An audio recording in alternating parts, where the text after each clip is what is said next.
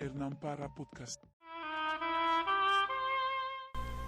Les doy la bienvenida a este nuevo podcast en donde les contaré historias de miedo, de autores conocidos, no tan conocidos y de mi propia autoría. He decidido llamar a este podcast Narraciones de Horror, Historias para no dormir.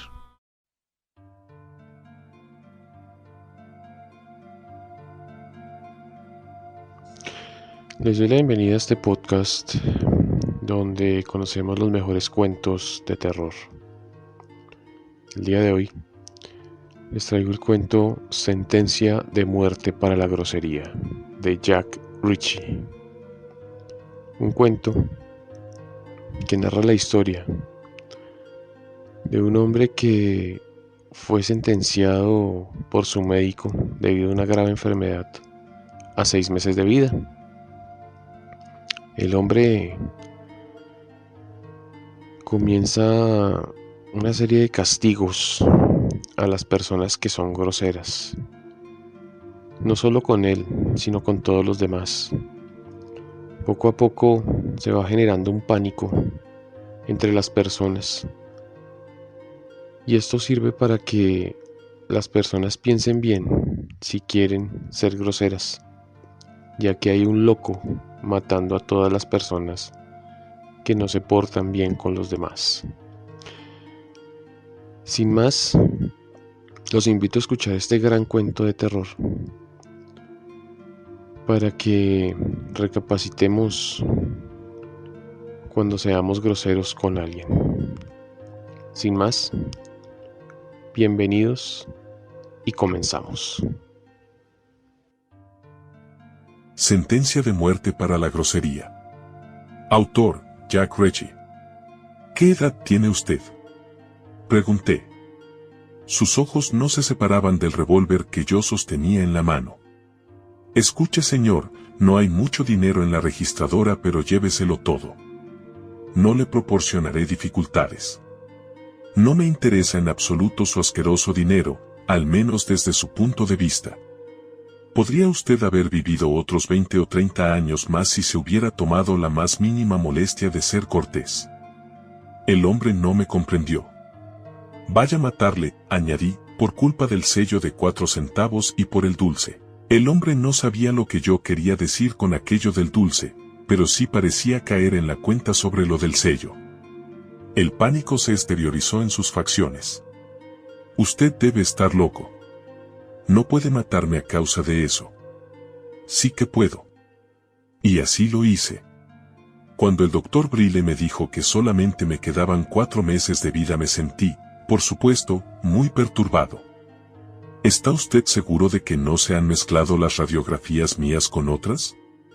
He oído que a veces sucede eso. Me temo que no, señor Turner. Luego lo pensé un poco mejor.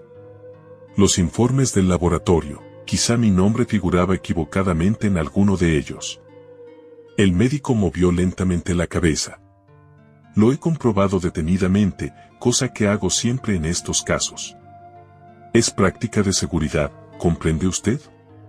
Era la última hora de la tarde y la hora en la que el sol estaba cansado. Yo tenía esperanzas de que cuando me llegara la hora de morir realmente, fuese por la mañana. Indudablemente sería mucho más alegre. En casos como este, añadió el doctor, un médico se enfrenta siempre a un dilema. ¿Debe o no decirle la verdad a su paciente? Yo siempre acostumbro a decir la verdad a los míos. Eso les da tiempo para arreglar sus asuntos y correrla un poco, por decirlo así. El doctor hizo una pausa y atrajo hacia sí un bloc de papel que descansaba sobre la mesa de despacho. Luego añadió: también estoy escribiendo un libro. ¿Qué intenta usted hacer con el tiempo que le queda? Realmente no lo sé. Ya sabe usted que lo estoy pensando desde 1 minuto o 2. Desde luego, dijo Brille. Por ahora no hay prisa. Pero cuando usted decida sobre ese aspecto, hágamelo saber, ¿lo hará? Mi libro menciona las cosas que hace la gente que sabe tiene sus días contados. Brille hizo otra pausa y apartó hacia un lado el bloc de papel, añadiendo tras una pausa de silencio: visíteme cada 2 o 3 semanas. Eso servirá para medir el progreso de su descenso. A continuación Brille me acompañó hasta la puerta diciendo: ya tengo anotados 22 casos como el suyo. Luego el médico pareció mirar hacia la lejanía, adoptando una actitud de total reflexión y murmuró: podría llegar a ser un bestseller, ¿comprende usted? Mi vida siempre fue dulce, una vida muelle. No vivida sin inteligencia, pero sí dulce. No he contribuido con nada al progreso del mundo, y en ese aspecto me parece que tengo mucho en común con la mayoría de los seres humanos que pueblan la tierra, pero, por otra parte tampoco me he apoderado de nada. En resumen, pedí a la vida que me dejara solo. La vida ya es lo suficientemente difícil sin tener que vivirla en una no deseada asociación con otras personas. ¿Qué es lo que uno puede hacer con los 4 meses que le quedan de vida muelle? No tenía la menor idea de lo que había caminado y pensado sobre este tema cuando de repente me encontré atravesando el largo puente curvo que, en suave pendiente, desciende hasta la carretera del lago. El sonido de una música mecánica interrumpió mis pensamientos y miré hacia abajo. Un circo, o quizás se celebraba algún festejo de carnaval, pensé. Era el mundo de la magia donde el oro es dorado, donde el maestro de ceremonias, el maestro o director de pista es tan caballero como auténticas son las medallas que adornan su pecho, y donde las rosadas damas que montan a caballo tienen duras facciones y peor carácter. Era el dominio de los vendedores de ásperas voces y de los 1000 cambalaches.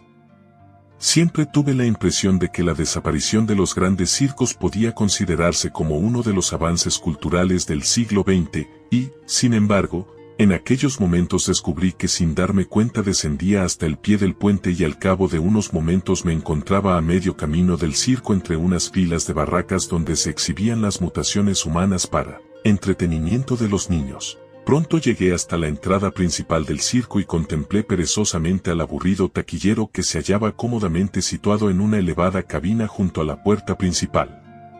Un hombre de agradable aspecto, acompañado por 2 niñas, se aproximó a él y le entregó varios rectángulos de cartulina que parecían ser pases. El portero recorrió con un dedo una lista impresa que tenía a su lado. Sus ojos se endurecieron y miró despreciativamente, durante un momento, al hombre y a las niñas. Luego, lenta y deliberadamente, rasgó los pases en 1000 pedazos y dejó caer al suelo los fragmentos. No son buenos, murmuró. El hombre se sonrojó y replicó: no lo comprendo. ¿No dejó usted los carteles colocados?, gritó el hombre. Y ahora, lárguese de aquí. Las niñas miraron a su padre con expresión de desconcierto. ¿Haría su papá algo por solucionar aquello? El hombre permaneció inmóvil durante un momento a la vez que la ira hacía palidecer su rostro. Parecía que estaba a punto de decir algo, pero luego miró a las 2 niñas. Cerró los ojos durante un momento como si hiciese un terrible esfuerzo por controlar su cólera, y luego dijo: vámonos, nenas, vámonos a casa. El hombre se alejó con ellas y éstas miraron por 2 veces hacia atrás, asustadas, pero sin decir nada. Me aproximé inmediatamente al portero y le pregunté: ¿por qué ha hecho usted eso? El hombre me miró desde lo alto de su cabina. ¿Qué le importa a usted eso?, inquirió a su vez. Quizá mucho.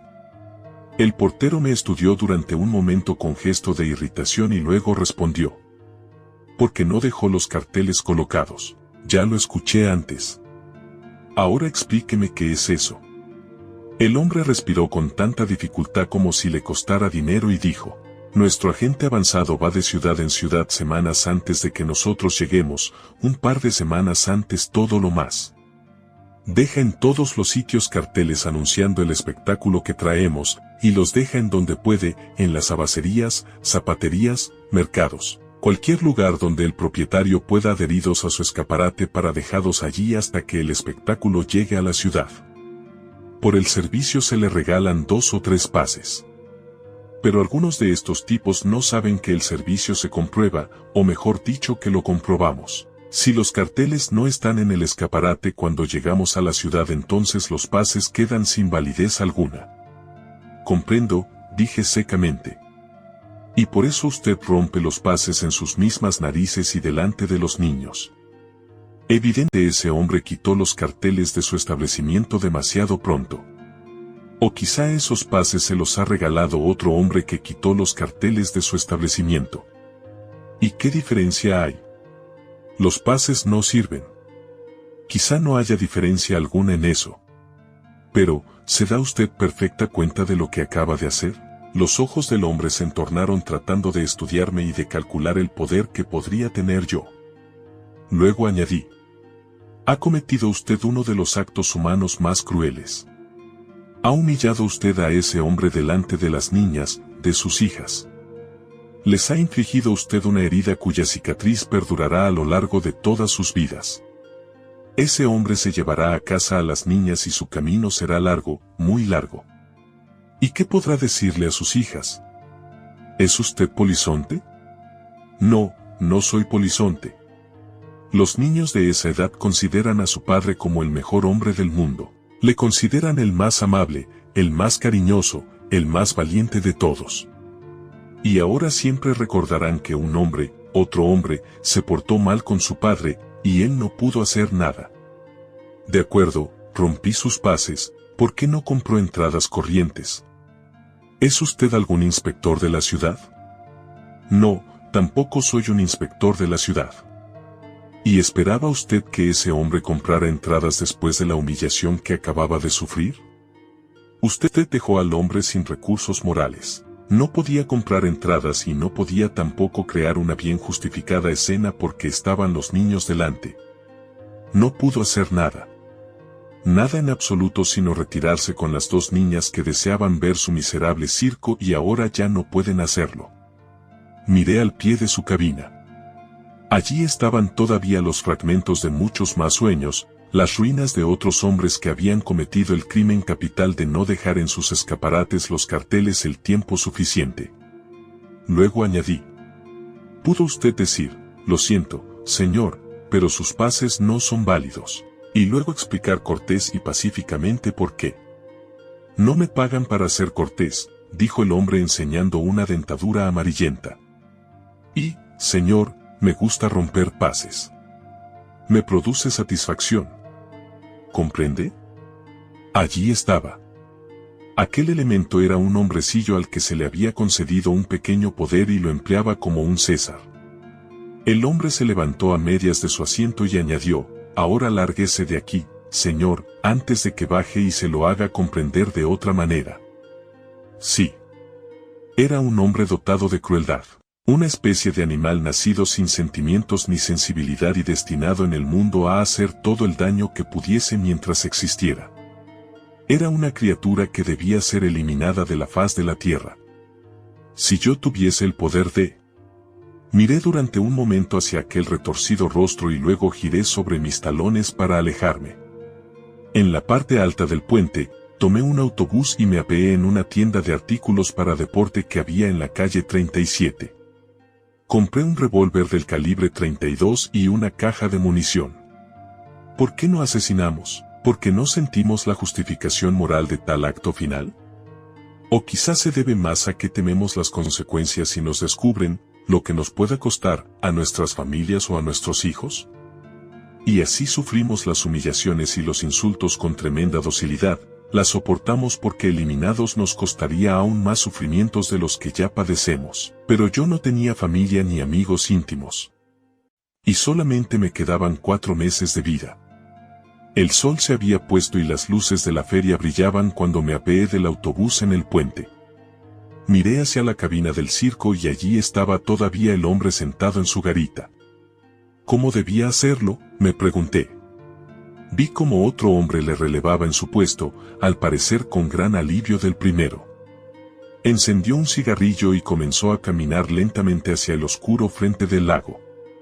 Me acerqué a él al doblar una curva oculta por unos altos arbustos. Era un lugar solitario, pero lo suficientemente cercano a la feria para que sus diferentes ruidos llegaran todavía a mis oídos. El hombre oyó mis pasos y dio media vuelta. Una ligera sonrisa se dibujó en sus labios y con una mano se frotó los nudillos de la otra al mismo tiempo que decía: «Está usted buscando celo, señor». Sus ojos se abrieron enormemente cuando vio el revólver que yo sostenía en la mano. ¿Qué edad tiene usted?, pregunté. Escuche, señor, dijo el hombre rápidamente. Solamente tengo en el bolsillo un par de billetes de $10. ¿Qué edad tiene usted?, repetí. Sus ojos parpadearon nerviosamente al responder, 32 años. Moví la cabeza tristemente y comenté. Podía haber vivido usted hasta los 70 y tantos quizá. 40 años más de vida si se hubiera tomado la simple molestia de actuar como un ser humano. El hombre palideció y preguntó. ¿Está usted loco, amigo? Es posible. Y en aquel momento apreté el gatillo. El ruido del disparo no fue tan fuerte como yo esperaba o quizás su eco se perdió entre los demás ruidos de la feria. El hombre se tambaleó y luego cayó muerto en el borde del sendero que conducía al lago. Tomé asiento en un cercano banco del parque y esperé. ¿Acaso nadie había oído el disparo? Repentinamente me di cuenta de que sentía apetito. No había comido nada desde el mediodía. El pensamiento de que me llevaran a una comisaría y me hiciesen preguntas durante largo tiempo me parecía cosa intolerable. Y además me dolía mucho la cabeza. Arranqué una página de mi libreta de notas y comencé a escribir. Una palabra descuidada puede perdonarse. Pero una vida de cruel grosería no. Este hombre merece la muerte. Estaba a punto de firmar con mi nombre, pero entonces decidí que mis iniciales serían suficientes por el momento. No deseaba que me detuvieran antes de comer algo y tomar unas aspirinas. Doblé la hoja y la coloqué en el interior del bolsillo superior de la americana del portero muerto. No me encontré con nadie cuando retrocedí por el sendero y ascendí luego hacia el puente. Caminé hasta llegar a Besler's, probablemente el mejor restaurante de la ciudad. Los precios, en circunstancias normales, iban más allá de mis posibilidades económicas, pero en aquellos momentos opiné que podía permitirme el lujo de hacer un extraordinario. Después de cenar decidí que no estaría nada mal dar un paseo nocturno en autobús. Me gustaba aquella forma de excursión a través de la ciudad y, después de todo, también comprendía que mi libertad de movimientos muy pronto quedaría restringida. El conductor del autobús era claramente un hombre impaciente y aún estaba mucho más claro que los pasajeros eran sus enemigos. Sin embargo, la noche era hermosa y el autobús no estaba muy lleno de gente. En la calle 68, una mujer de aspecto frágil, cabellos muy blancos y rasgos de camafeo esperaba en la curva. El conductor, gruñendo, detuvo el vehículo y abrió la portezuela. La mujer sonrió e hizo un movimiento de cabeza, asintiendo a los pasajeros cuando puso el pie en el primer escalón. Se podía observar que la vida de aquella mujer era de suave felicidad y de muy pocos viajes en autobús. «Bien», gritó el conductor. «¿Va usted a tardar todo el día en subir?». La mujer se sonrojó y tartamudeó. «Lo siento, señor». Y al mismo tiempo le entregó un billete de $5. El hombre abrió los ojos asombrado. «¿No tiene usted cambio?», preguntó. La mujer se sonrojó aún más y murmuró. «No lo creo. Pero miraré». Era evidente que el conductor iba adelantado en su itinerario y esperó. Y otra cosa estaba muy clara. Que estaba disfrutando enormemente con la escena. La mujer encontró un $1/4 y lo sostuvo entre los dedos tímidamente. «En la máquina», bramó el conductor. La mujer dejó caer la moneda en la máquina automática del cambio. El conductor arrancó el vehículo violentamente y la mujer casi cayó al suelo. Se las pudo arreglar para asirse a tiempo a una de las barras de los asientos. Sus ojos se posaron sobre los pasajeros como si tratara de disculparse, por no haberse movido más rápidamente, por no tener cambio y por casi haberse caído. Una sonrisa tembló en sus labios y luego tomó asiento. En la calle 82, la mujer hizo presión sobre el botón de aviso, se puso en pie y avanzó hacia la parte delantera del vehículo. El conductor miró hacia atrás al mismo tiempo que detenía al autobús. «Por la parte de atrás», gritó. «¿Por qué no se acostumbrará la gente a usar la parte de atrás?». Yo siempre fui partidario de usar las portezuelas posteriores de los autobuses, especialmente cuando estos van llenos de gente. Pero en aquel momento ocupaban el coche una media docena de pasajeros que leían sus periódicos con terrible indiferencia. La mujer se volvió, palideciendo, y se dirigió a la portezuela trasera. La tarde que había pasado o la que pensaba pasar había quedado arruinada, y quizá muchas más tardes al acordarse de aquella. Yo seguí en el autobús hasta el final de la línea. Era el único pasajero cuando el conductor dio la vuelta al vehículo y lo aparcó. Se trataba de un lugar desierto, una esquina mal iluminada y no había pasajeros esperando en el pequeño refugio de la curva. El conductor lanzó una ojeada a su reloj, encendió un cigarrillo y luego se dio cuenta de mi presencia. Si piensa usted seguir en el coche, señor, ponga otros 25 centavos en la máquina. Aquí no se da nada gratis, aclaró. Me levanté de mi asiento y caminé lentamente hacia la delantera del vehículo. ¿Qué edad tiene usted?, pregunté. Eso no le interesa. Unos 35 años, imagino, dije. Aún le quedaban por delante quizá unos 30 años más. Y al pronunciar estas últimas palabras extraje el revólver del bolsillo. El conductor dejó caer al suelo el cigarrillo. Llévese el dinero, dijo. No me interesa el dinero. Estoy pensando en una dama muy educada y también en otros cientos de damas más y en muchos hombres inofensivos y niños que sonríen. Usted es un criminal. No existe justificación para lo que usted hace con ellos. Ni tampoco existe justificación para que usted siga viviendo.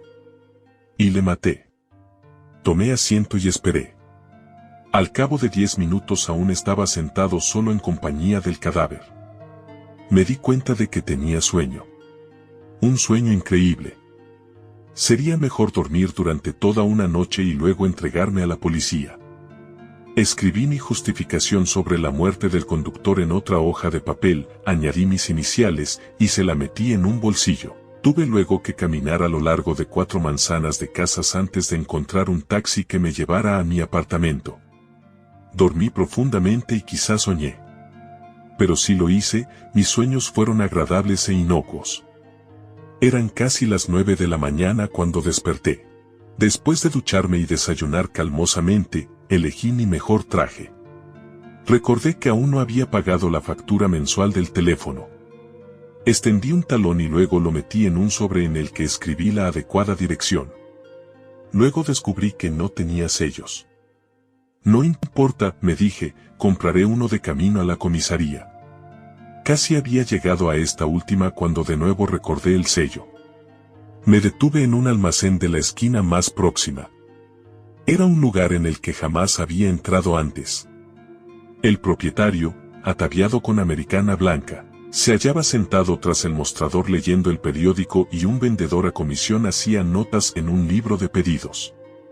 El dueño del establecimiento ni siquiera miró cuando yo entré en la tienda y dijo al vendedor: «Tienen ya sus huellas dactilares a causa de las notas, conocen su escritura y también sus iniciales, ¿qué le pasa a la policía?». El vendedor se encogió de hombros y replicó: «¿Y para qué sirven las huellas dactilares si el asesino no figura en los archivos de la policía? Lo mismo ocurre con la escritura si no se la puede comparar con otra. ¿Y cuántas personas en la ciudad tienen esas mismas iniciales LT?». El vendedor cerró su libro y dijo a continuación: «Volveré la semana que viene». Cuando se fue, el propietario de la tienda continuó leyendo el periódico. Yo aclaré la garganta. El hombre terminó de leer un largo párrafo y luego alzó la cabeza. «Dígame», murmuró. «Un sello de 4 centavos, por favor». El hombre adoptó la misma expresión que si en aquel momento yo le hubiese propinado una bofetada. Me miró durante 15 segundos, luego abandonó su taburete y lentamente se dirigió hacia la parte posterior de la tienda donde había una pequeña ventana enrejada. Yo estaba a punto de seguirle, pero en aquel momento llamó mi atención una pequeña exposición de pipas que había a mi izquierda. Al cabo de un rato sentí que unos ojos se posaban sobre mí. Alcé la cabeza. El dueño de la tienda se halla en pie al final del establecimiento, apoyando una mano en la cadera y sosteniendo en la otra el sello. Al cabo de un par de segundos, preguntó: ¿acaso espera que yo se lo lleve ahí? Y en aquel preciso momento recordé a un pequeño muchacho de 6 años de edad que poseía 5 centavos. 5 centavos de aquellos tiempos en los que se vendían tantos dulces de infinitas variedades. El chico, que en tal caso había sido yo, acababa de entrar en el establecimiento arrastrado por el atractivo escaparate donde se exhibían varias clases de dulces, y ya en el interior del establecimiento había luchado con la indecisión. ¿Cuál elegir? Bueno, le gustaban todos, pero no aquellas guindas escarchadas. No, aquello no le gustaba, y entonces se había dado cuenta de que el tendero se hallaba en pie al lado del escaparate, golpeando con un pie sobre el suelo lleno de impaciencia. Los ojos del tendero resplandecían de irritación. No, había sido algo más que eso, brillaban de cólera. —¿Guiones que piensas estar aquí todo el día con esa piojosa moneda en la mano? —le había preguntado el hombre. Aquel niño era un niño muy sensible y las palabras del tendero le habían sentado tan mal como si en aquel momento alguien le hubiese golpeado. Sus preciosos 5 centavos no valían nada. Aquel hombre le había despreciado, y en él despreciaba a todos los niños. Luego había señalado con la mano hacia el escaparate para casi tartamudear. —5 centavos de eso. Cuando abandonó el establecimiento descubrió que en la bolsa solo llevaba guindas escarchadas. Pero aquello no importaba realmente. Aun cuando hubiese llevado otra cosa, tampoco habría podido comerla. Ahora miré al propietario del establecimiento y al sello de 4 centavos y a aquella expresión de odio hacia todo ser humano que no contribuyese debidamente al aumento de sus beneficios. No me quedaba la menor duda de que inmediatamente sonreiría si me decidía a comprarle una de sus pipas.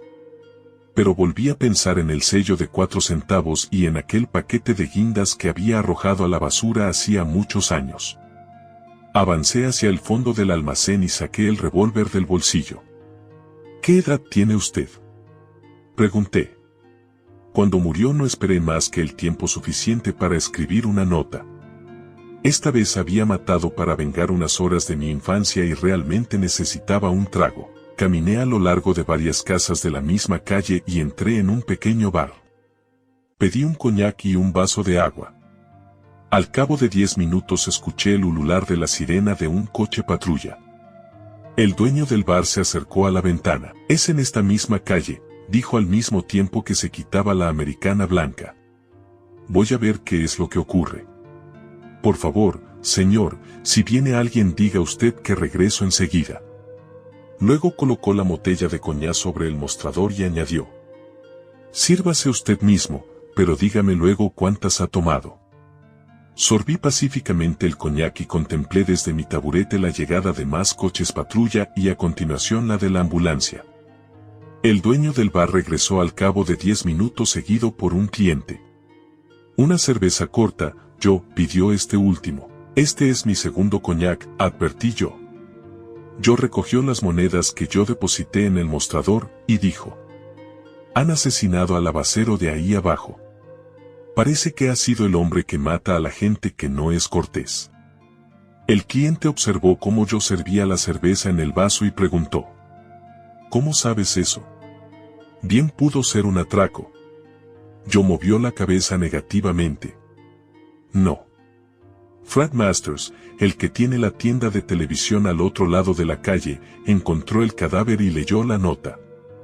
El cliente depositó 5 centavos en el mostrador y comentó: me parece que no voy a llorar su muerte. Yo siempre compraba en cualquier otro lado.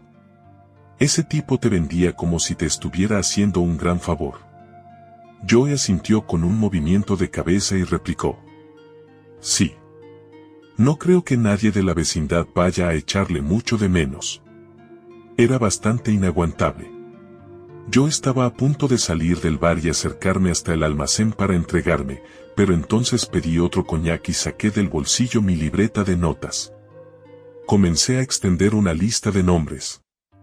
Era sorprendente cómo un nombre seguía inmediatamente al otro. Eran recuerdos amargos. Algunos grandes y otros más pequeños, algunos que yo había experimentado y otros que había presenciado, y que quizá me habían sentado mucho peor que a las víctimas. Nombres. ¿Y el de aquel almacenista? No lo recordaba, pero también debía incluido. Recordé el día y a la señorita Newman. Éramos sus alumnos de 6º grado y nos había llevado a otra de sus excursiones. Esta vez a los almacenes que había a lo largo del río, donde nos iba a enseñar cómo trabajaba la industria. La señorita Newman siempre proyectaba sus excursiones por adelantado y pedía permiso para visitar los lugares a donde pensaba llevarnos, pero esta vez quizás se perdió o desorientó y llegamos al almacén, ella y los 30 chiquillos que la adoraban. Y el almacenista la había expulsado groseramente. Había empleado un lenguaje que nosotros no entendíamos, pero que sí comprendíamos en su sentido, palabras dirigidas tanto a la señorita Newman como a nosotros. La señorita Newman era una mujer de baja estatura que en aquel momento sintió un pánico terrible y todos nos retiramos. Al parecer, se sintió tan humillada ante nosotros que al día siguiente no apareció por la escuela ni volvió a hacerlo más, hasta que supimos que había solicitado un traslado. Y yo, que la adoraba, sabía por qué. No podía ponerse delante de nosotros después de aquello. ¿Viviría todavía aquel individuo? Pensé que por entonces debía andar por los 20 y tantos años de edad. Cuando abandoné el bar media hora más tarde, me di cuenta de que tenía por delante mucho trabajo. Los días siguientes fueron muy atareados, y entre otros, encontré al almacenista. Le dije por lo que moría porque el hombre ni siquiera lo recordaba. Y cuando terminé aquella labor entré en un restaurante situado no muy lejos de mi última ejecución. La camarera suspendió su conversación con la cajera y se acercó a mi mesa. ¿Qué desea usted?, preguntó. Pedí un buen filete y tomates. El filete resultó lo que se podía esperar de aquella vecindad. Cuando extendí la mano para tomar la cucharilla del café, la dejé caer al suelo accidentalmente. Luego la recogí. Camarera, llamé, ¿puede traerme otra cucharilla, por favor? La mujer se acercó airadamente a mi mesa y me arrebató la cucharilla de la mano. ¿Qué le pasa, señor?, interrogó. ¿Sufre de temblores o algo parecido? Regresó al cabo de unos momentos y estaba a punto de depositar otra cucharilla sobre la mesa con énfasis considerable cuando de repente se alteró la dura expresión de sus facciones. Disminuyó el descenso del brazo y cuando la cuchara tocó el mantel de la mesa lo hizo suavemente, muy suavemente. Luego la mujer se echó a reír nerviosa. Siento haber sido tan grosera, señor. Se trataba de una disculpa, y por eso repliqué, no tiene importancia, olvídelo. Quiero decir que puede usted dejar caer al suelo la cucharilla siempre que guste. Me alegrará servirle otra limpia. Gracias, murmuré, atendiendo a mi café. No se habrá ofendido usted, ¿verdad, señor? No. En absoluto. La mujer tomó un periódico de una cercana mesa y dijo: Aquí tiene usted, señor, puede usted leerlo mientras come. Quiero decir que es de la casa. Gratis. Cuando la mujer se retiró, la cajera la miró con los ojos muy abiertos, y preguntó: ¿Qué significa todo esto, Mable? Mable me miró de reojo con cierta incomodidad. Nunca se puede decir, no podemos asegurar quién es ese hombre. En estos días será mejor mostrar más cortesía. Mientras comí estuve leyendo y hubo una noticia que me llamó sumamente la atención. Un hombre maduro había calentado unos centavos en una sartén puesta al fuego y luego se los había arrojado a unos cuantos niños que estaban jugando frente a Halloween, y naturalmente se había producido graves quemaduras en las manos. El hombre había sido multado con 20 miserables dólares. Inmediatamente anoté su nombre y dirección en mi libreta. El Dr. Brello terminó su examen. Ya puede usted vestirse, señor Turner. Recogí mi camisa de encima de una silla y comenté: supongo que no habrá salido ninguna nueva droga milagrosa desde la última vez que estuve aquí, ¿verdad? El doctor se echó a reír con toda naturalidad y contestó: no, me temo que por ahora no. Luego contempló en silencio cómo me abotonaba la camisa, y añadió: «Y a propósito, ¿ha decidido usted lo que va a hacer con el tiempo que le queda?». Yo ya lo había pensado, pero creí conveniente responder: «No, todavía no». El médico pareció asombrarse profundamente y replicó: «Ya debía haberlo hecho. Solo le quedan 3 meses. Y, por favor, hágamelo saber cuando lo decida». Mientras terminaba de vestirme, el doctor se sentó ante su mesa de despacho y lanzó una ojeada al periódico que descansaba sobre ella. «El asesino parece estar muy ocupado estos días, ¿eh?». Luego volvió la página y añadió: «Pero lo curioso del caso, lo sorprendente de todo cuanto está ocurriendo en estos crímenes es la reacción pública ante los mismos. ¿Ha leído usted las cartas del pueblo que se han publicado recientemente? No. Estos asesinatos parece que encuentran apoyo casi universal. Parece que hay mucha gente que los aprueba. Algunas de las personas que escriben esas cartas dan la impresión de que estarían dispuestas a suministrar al asesino unas cuantas víctimas más, si eso pudiese ser. Pensé en que tendría que comprar un periódico. Y no solamente eso», añadió el doctor Brille, «sino que en toda la ciudad ha estallado una verdadera ola de cortesía». Me puse el abrigo y pregunté: «¿He de volver dentro de 2 semanas?». El doctor dejó el periódico a un lado y respondió: «Sí. Y trate de considerar su caso en la forma más alegre posible. Piense que todos hemos de seguir el mismo camino, antes o después». Pero ya tenía la impresión de que para el doctor Brille siempre habría un después mejor que un antes en el futuro. Mi cita con el doctor Brille se había celebrado por la tarde y eran casi las 10 de la noche cuando dejé el autobús y emprendí el corto paseo hasta mi apartamento. Cuando me aproximaba a la última esquina oí un disparo. Entré en la calle Melden Lane y encontré a un hombrecillo que sostenía un revólver en la mano junto a un cuerpo caído sobre la acera y que, a juzgar por su aspecto, no era más que un cadáver ya. Miré al muerto y murmuré, asombrado: «Cielo santo. Un policía». El hombrecillo asintió con un movimiento de cabeza. «Sí», dijo. «Lo que acabo de hacer parecerá un poco extremado, pero verá usted, este agente estaba empleando un lenguaje totalmente innecesario». «Ah», exclamé. El hombrecillo volvió a asentir con otro movimiento de cabeza y añadió: «Tenía mi coche aparcado frente a esta bomba de incendios. Le aseguro a usted que inadvertidamente. Y este policía me estaba esperando cuando regresé a mi coche. También descubrió que me había olvidado en casa el permiso de conducir.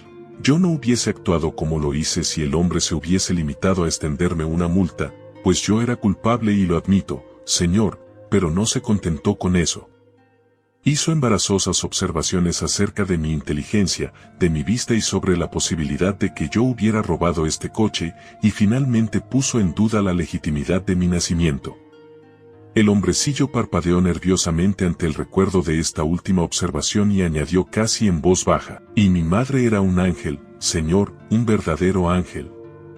Recordé inmediatamente una vez que también yo había sido detenido cuando había cruzado, inadvertidamente, un paso prohibido para peatones en una calle. Yo hubiese aceptado gustosamente la reprimenda de costumbre e incluso una multa, pero el agente insistió en pronunciar una auténtica conferencia ante un numeroso grupo de personas que se habían reunido a nuestro alrededor y que sonreían divertidas.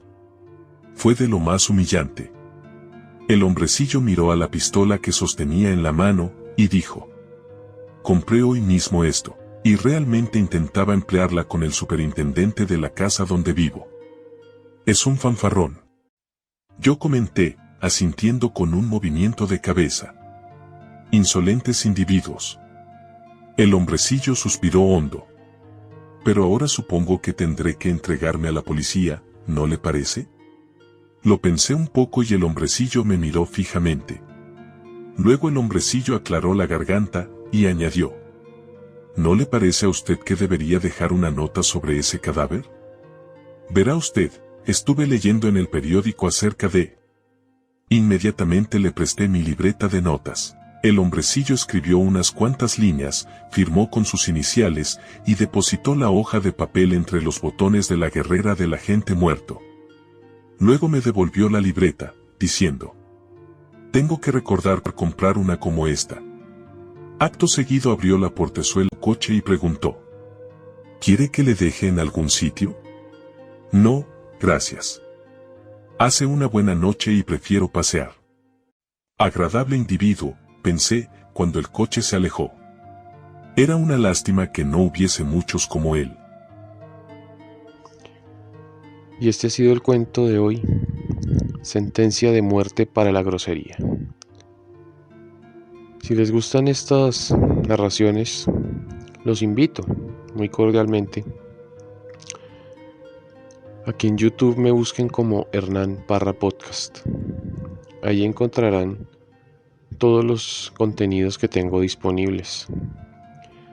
También me pueden encontrar en Spotify como Hernán Parra y allí encontrarán todos mis podcasts. Les doy las gracias y los invito muy cordialmente a un próximo capítulo de este podcast, Narraciones de Horror 5, Cuentos para no dormir. Hasta una próxima ocasión.